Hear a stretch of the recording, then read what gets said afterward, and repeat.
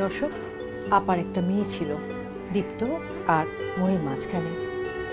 সেই মেয়েটি গত বছর আত্মহত্যা করে।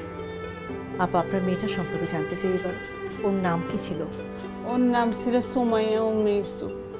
ল্যাপটপ কিনে আনছে অনেক কষ্ট করে, টিউশনে করে। সেই ল্যাপটপ আনার সাথে ল্যাপটপে চার্জার দেয়, সেটার মুখ কামড়া।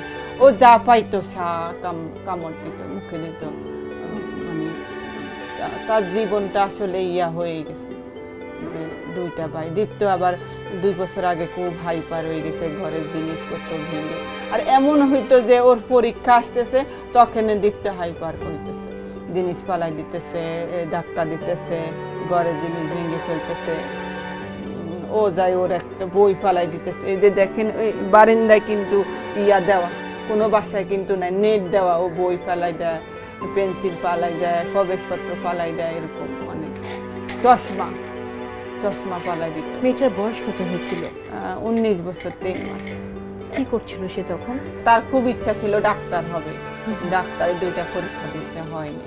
কি এমন ঘটনা ঘটেছিল যেটা তাকে প্ররোচিত করলো আত্মহত্যা করতে?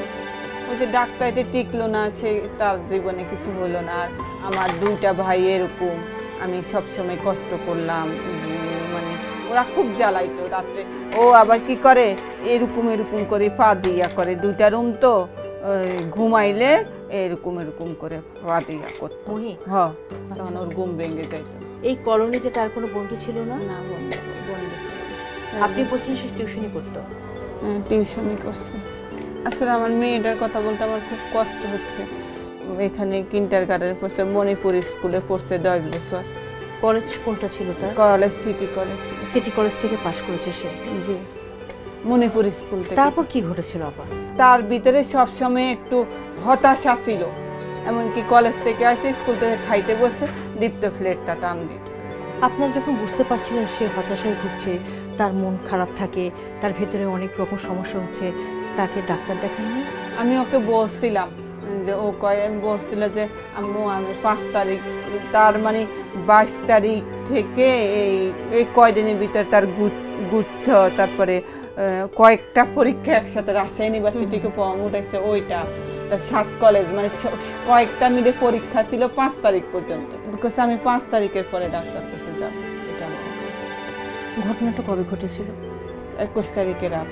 যখন এই ঘটনাটা ঘটে তার আগে তার আচরণ কিরকম ছিল? আপনার সাথে কি কথা হয়েছিল? আমি ছিলাম না, ওর আব্বু ছিল। আমার ভাইয়ের বড় অপারেশন হয়েছে, তো আমি ওইখানে গেছি। ওই আমাকে বলতেছে যে মামা অনেক কিছু করতেছে তোমার জন্য, করছে আমাদের জন্য, তুমি যাও। আমি যাইতে চাইছিলাম না।